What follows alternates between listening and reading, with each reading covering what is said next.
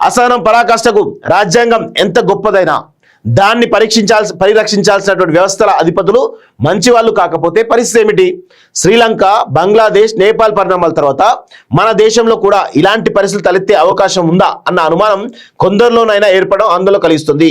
శ్రీలంక, బంగ్లాదేశ్, నేపాల్లో రాజ్యాంగం లోపభూయిష్టంగా ఉందని కాదు, పాలకులు బాధ్యత రహిత్యంగా రాజ్యం వీరభోజ్యం అన్నట్టుగా వివరించడం వల్ల అవినీతి అరాచకాలు పెచ్చరిల్లి ప్రజల్లో అసహనం పరాకాష్ఠకు చేరింది. 100% ఏ దేశ రాజ్యాంగమైనా కానీ బాగానే ఉంటుంది, బాగానే రాస్తారు. కానీ ఆ రాజ్యాంగాన్ని ఇంప్లిమెంట్ చేసే దశలో ఆ రాజ్యాంగ పరిరక్షణలో ఉండేటువంటి వాళ్ళు వాళ్ళ ఇష్టారాజ్యంగా అధికారం ఉందిగా ఇష్టారాజ్యం వివరిస్తే ప్రజలు తిరుగుబాటు చేస్తారు అనడానికి ఇది ఒక నిదర్శనం.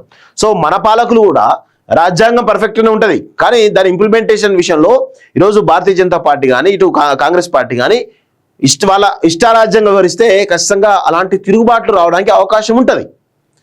సో అధికార దురహంకారంతో వ్యవహరిస్తూ అవినీతి అక్రమాలకు పాల్పడిన ప్రభుత్వాలపై మన ప్రజలు బ్యాలెట్ను బుల్లెట్లా ప్రయోగించారే కానీ పొరుగు దేశాల్లో వలె విధ్వంస చర్యలకు పాల్పడలేదు. ఇందుకు మన సమాజాన్ని చూసి మనం గర్వించాలి. అయితే ప్రజలు మాత్రమే ఎల్లవెల్ల విఘ్నత ప్రదర్శించాలనుకోవడం అత్యాశ అవుతుంది. భిన్న మతాలు, భిన్న సంస్కృతులు, భిన్న భాషల సమాహారం కనుక ఆ చిన్న దేశాల్లో వలె తిరుగుబాట్లు చేయరు. అంత మాత్రాన ప్రజలను టేకెన్ ఫర్ గ్రాంటెడ్ అన్నట్టుగా తీసుకోకూడదంటూ కొంత వ్యవస్థల్ని అదేవిధంగా ఎవరైతే నాయకులను వాళ్ళని హెచ్చరిస్తున్నట్టు తెలుస్తోంది. రాజ్యాంగబద్ధ సంస్థల్లో కూడా అవినీతి చొరబడడం వల్ల సామాన్యులకు న్యాయం దొరకని దుస్థితి ఏర్పడింది. సో ఇది న్యాయ వ్యవస్థ, రాజ్యాంగ వ్యవస్థ అన్నిటి కూడా అదే పరిస్థితి. మన దేశంలో ప్రస్తుతం పలానా వ్యవస్థ పటిష్టంగా, న్యాయబద్ధంగా, రాజ్యాంగబద్ధంగా వ్యవస్థను చెప్పలేని పరిస్థితి నెలకొంది. అధికార దుర్వినియోగం పరిపాటిగా మారిపోయింది. ఆ పరిస్థితిని చక్కదిద్దాల్సిన బాధ్యత అటు పాలకులు, ఇటు రాజ్యాంగ సంస్థల అధిపతులపై ఉంది.